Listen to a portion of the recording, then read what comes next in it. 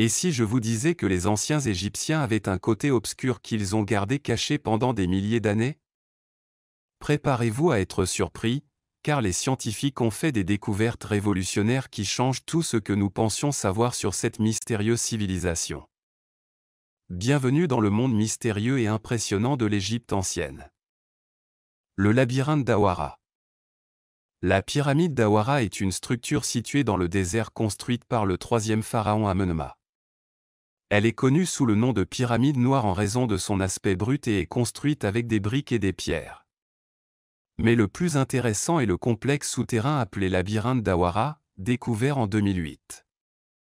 Ce labyrinthe, mentionné par Hérodote dans l'Antiquité, possède des chambres mystérieuses et pourrait changer notre compréhension de l'histoire ancienne. On dit qu'il contient 12 cours couvertes de portes et de chambres situées dans et sous le sol, mais seules les chambres supérieures ont été explorées. Les chambres souterraines restent un mystère. La pierre de Rosette. En 1799, un groupe de scientifiques accompagnant Napoléon lors de son expédition militaire tomba sur une découverte qui allait changer le monde à jamais, la pierre de Rosette. Cette ancienne relique remonte à 196 avant J.C.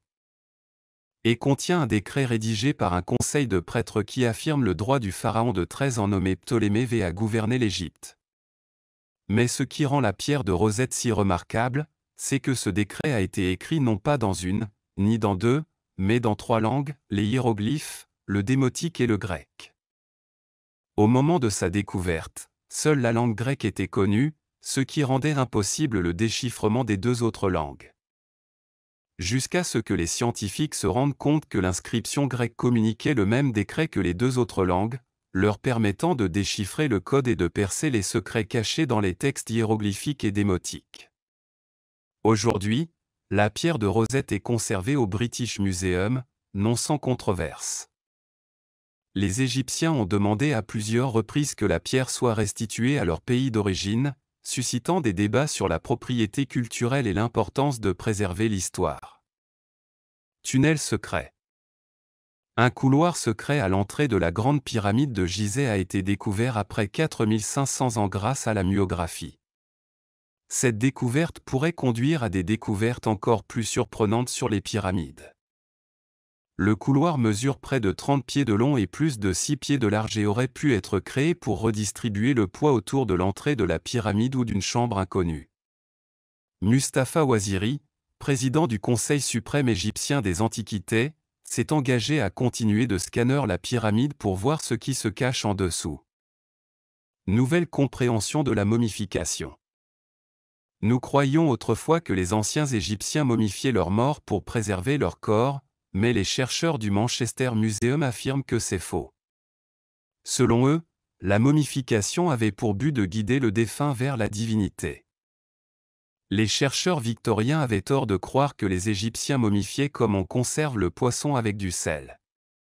Les Égyptiens utilisaient en fait un minéral naturel appelé natron, trouvé près du Nil et utilisé dans les rituels de purification et des temples, ainsi que pour la momification.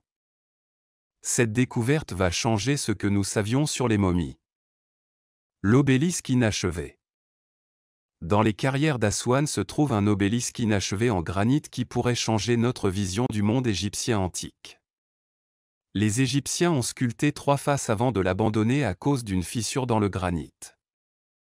Ce mystère a déconcerté les historiens, qui se demandent comment ces structures ont été sculptées et transportées à partir d'un seul bloc de pierre. Bien qu'il n'ait jamais été achevé, le projet a fourni des informations précieuses sur les techniques de maçonnerie égyptiennes anciennes. Au cours des investigations, des marques d'outils des ouvriers et des lignes colorées marquant l'emplacement des ouvriers ont été découvertes. L'obélisque inachevé n'est que le début d'une grande aventure à travers les âges. La ville de 3000 ans. Une ancienne cité égyptienne vieille de 3000 ans, connue sous le nom de « cité perdue », a été découverte. Elle est considérée comme l'une des découvertes archéologiques les plus importantes depuis la tombe de Toutankhamon. La ville appelée Agé contient une boulangerie, des zones résidentielles et administratives, des amulettes de scarabées, des poteries et d'autres objets du quotidien. Des tombes et des trésors précieux ont également été découverts. Cette découverte pourrait conduire à d'autres découvertes sur la vie dans l'Égypte ancienne. Miracle géométrique. Un tunnel impressionnant a été découvert dans les ruines de Taposiri Mania sur la côte égyptienne. Le tunnel a une longueur de 1305 mètres, est creusé dans du grès et à une hauteur de 2 mètres. Kathleen Martinez et son équipe pensent que ce tunnel pourrait les conduire au tombeau de Cléopâtre et de Marc-Antoine, même si la probabilité est faible. Cette découverte serait la plus importante du siècle si elle était confirmée. Tatouage de protection à la naissance. Dans l'Égypte ancienne, certaines femmes se faisaient tatouer avant d'accoucher pour se protéger pendant l'accouchement. 6 momies tatouées ont été retrouvées à Deir el-Médine. Bien que les tatouages anciens soient rares, les archéologues ont trouvé des images de Bès, un dieu qui protège les femmes pendant l'accouchement, ainsi que des lignes noires sur le bas du dos d'une femme. La préservation de la peau est importante, car les archéologues ne peuvent pas dérouler les momies. Les experts pensent que ces femmes pourraient avoir tatoué des images protectrices de Dieu sur leur corps, comme des amulettes magiques portables. La découverte de ces tatouages apporte de nouvelles informations sur les croyances et les pratiques des femmes de l'Égypte ancienne. Sanctuaire des faucons. Une équipe de chercheurs a découvert un sanctuaire de faucons vieux de 1700 ans à Bérénice, un ancien port égyptien. À l'intérieur du sanctuaire se trouvait un piédestal avec 15 faucons sans tête, un monument en pierre et un harpon en fer à proximité. Une inscription a également été trouvée indiquant « Il n'est pas permis de faire bouillir une tête ici ». Les experts pensent que les faucons étaient des offrandes aux dieux et que le harpon pourrait également être une offrande. L'inscription sur les têtes bouillantes soulève des questions sur les croyances religieuses et les rituels de l'ancienne ville portuaire de Bérénice. Langue d'or. Des archéologues égyptiens ont découvert des momies aux langues dorées dans un ancien cimetière près de Kéna. On croyait que l'or aiderait les défunts à se transformer en êtres divins dans l'au-delà. Ces momies étaient également enterrées avec d'autres objets funéraires, tels que des colliers, des poteries et des scarabées en or. Les langues et les yeux dorés sont des exemples de la croyance égyptienne ancienne selon laquelle la chair des dieux était en or. Même si ce n'est pas une découverte nouvelle, elle n'en reste pas moins fascinante et intrigante. Cette découverte a ravivé la fascination pour les croyances et les rituels des anciens Égyptiens, et tout cela indique un système de croyances complexe que nous sommes encore en train d'apprendre. Mais alors que nous continuons à découvrir ces mystères, il est difficile de ne pas se demander s'il vaut mieux laisser certaines choses enfouies dans les sables du temps. La vallée des momies dorées. Dans l'oasis de Baharia en Égypte, les archéologues ont découvert plus de 10 000 momies sur un lieu de sépulture appelé la vallée des momies dorées. Les momies portaient des masques dorés, des décorations en carton et des objets tels que des bijoux et des pièces de monnaie. Les archéologues se demandaient qui étaient les habitants de Baharia, car ils étaient riches et possédaient de nombreux ateliers d'artisans. La découverte a laissé de nombreuses questions sans réponse et on se demande quels autres secrets se cachent dans cet endroit. Portraits de momies réalistes. Une équipe d'archéologues a découvert des portraits réalistes de momies ainsi que d'autres artefacts dans l'ancienne ville de Philadelphie, en Égypte. Les portraits sont d'un réalisme impressionnant et capturent l'apparence du défunt. Des objets supplémentaires ont également été découverts, comme un bâtiment funéraire et une statue de la déesse Isis Aphrodite. De plus, des papyrus contenant des écrits en démotique et en grec ont été découverts et fournissent des informations sur la société, l'économie et la religion de l'époque. Les propriétaires des portraits appartenaient probablement à la classe moyenne ou à l'élite en raison du coût de commande de ces peintures personnalisées. Il s'agit d'une découverte historique en raison de la rareté des portraits de momies et de la difficulté de mener des fouilles archéologiques dans la région. Les 16 mains. En Égypte, l'équipe de fouilles a découvert 16 mains humaines enterrées dans 4 fosses distinctes, mais ce n'est pas le plus étrange, ce sont toutes des mains droites, il n'y a pas de main gauche. Selon les experts, il s'agit de la première preuve physique d'une pratique ancienne selon laquelle les soldats coupaient la main droite de leurs ennemis et l'échangeaient contre de l'or. Les 2 puits trouvés devant ce que l'on pense être une salle du trône contenaient chacun une main, tandis que les 2 autres puits contenaient les 14 mains droites restantes. Ces puits furent construits ultérieurement dans un espace extérieur au palais. Couper la main droite d'un ennemi avait pour but symbolique de lui enlever éternellement sa force et son pouvoir. Le directeur des fouilles d'Avarie, le docteur Manfred Bietak, a expliqué que la main droite avait été choisie spécifiquement pour faciliter le décompte des victimes. On pense que ce sont les Hyksos, qui régnaient sur l'Égypte entre le XVIe et le XVIIe siècle avant J.C., qui ont introduit cette pratique. Cependant, aucune trace de cette pratique n'a été trouvée chez les Hyksos au nord de Canaan, il est donc incertain si les Hyksos l'ont prise aux Égyptiens ou vice-versa, ou si elle est originaire d'ailleurs. La découverte de ces mains est effrayante et offre un aperçu du monde antique de guerre et de violence. La cité dorée perdue de Luxor. Le 8 avril 2021, le ministère égyptien du Tourisme et des Antiquités a annoncé la découverte à Luxor d'une cité dorée perdue vieille de 3000 ans. Betsy Brand, professeure d'égyptologie à l'université Johns Hopkins, a déclaré que la découverte de cette cité perdue est la découverte archéologique la plus importante depuis la tombe de Toutankhamon. Le communiqué du ministère souligne qu'il s'agit de la plus grande colonie administrative et industrielle de l'époque de l'Empire égyptien sur la rive ouest de Luxor, ajoutant qu'il s'agit de la plus grande ville jamais découverte en Égypte. La mission archéologique a découvert une ville enterrée datant du règne du roi Aménophis III et qui continuait à être utilisée par le roi Toutankhamon, soit il y a 1000 ans, poursuit le communiqué officiel. Le célèbre archéologue Seji Jaga, chef de la mission, a confirmé qu'il s'agit de la plus grande ville antique d'Égypte.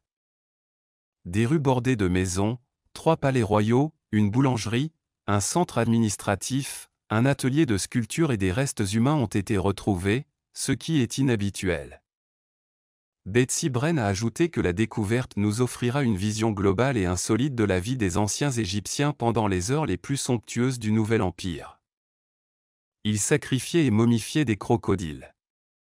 Si les archéologues ont découvert des restes momifiés d'humains, ils ont également retrouvé des corps de crocodiles qui ont été préservés, mais pas toujours de la même manière que ceux des humains. Par exemple, en 2019, lors de fouilles dans la tombe intacte de Kubé El Awa, une nécropole située sur la rive ouest du Nil, 10 reptiles ont été découverts momifiés sans résine ni éviscération des restes, qui sont 2 composants principaux du processus de momification. Cependant, il n'est pas rare pour les chercheurs de découvrir des fragments de crocodiles momifiés, et pas seulement 10 spécimens bien conservés, et on pense que les anciens humains préservaient les animaux comme offrande sacrée, comme nourriture pour l'au-delà ou pour les réincarnations de divinités spécifiques. Les crocodiles en particulier étaient associés à Sobek, le créateur du Nil et impuissant dieu de la fertilité. La découverte de 3 énormes têtes de bélier près du temple de Karnak a révélé de précieuses informations aux archéologues sur l'art égyptien.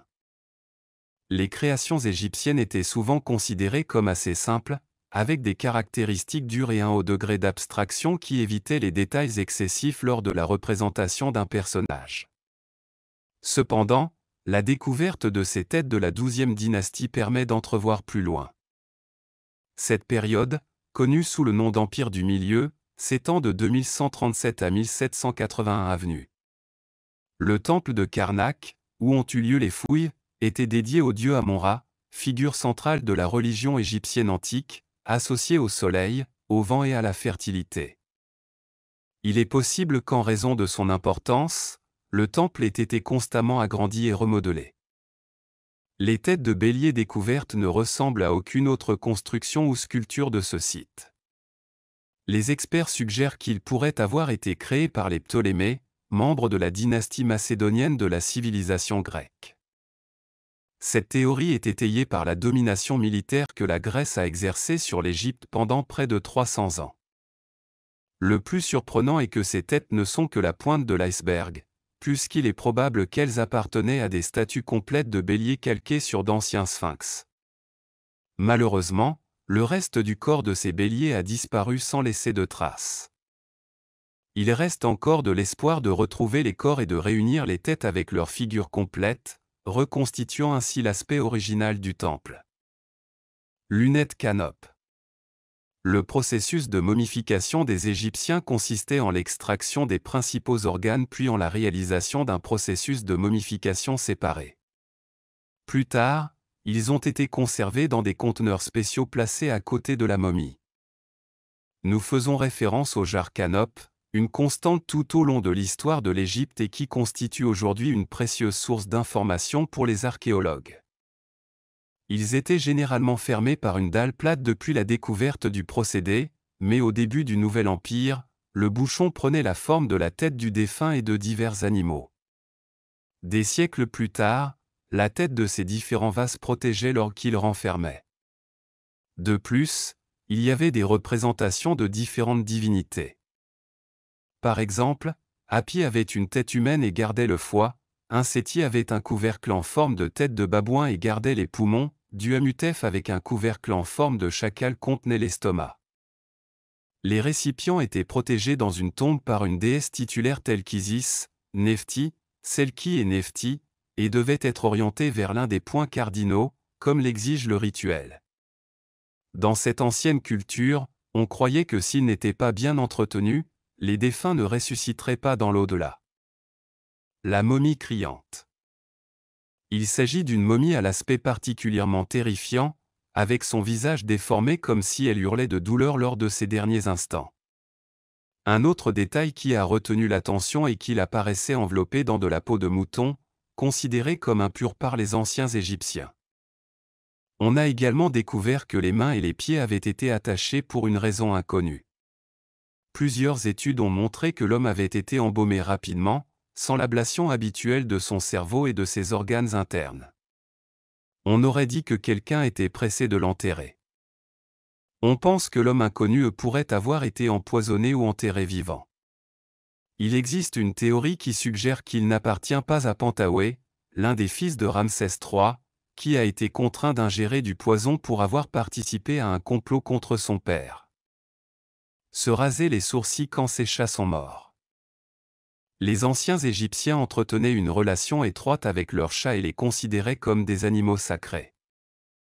Les chats sont devenus un élément important de la vie quotidienne et de la religion égyptienne, à tel point qu'une déesse féline appelée Bastet, protectrice de la maison et de la famille, a été créée et des temples ont été construits en son honneur.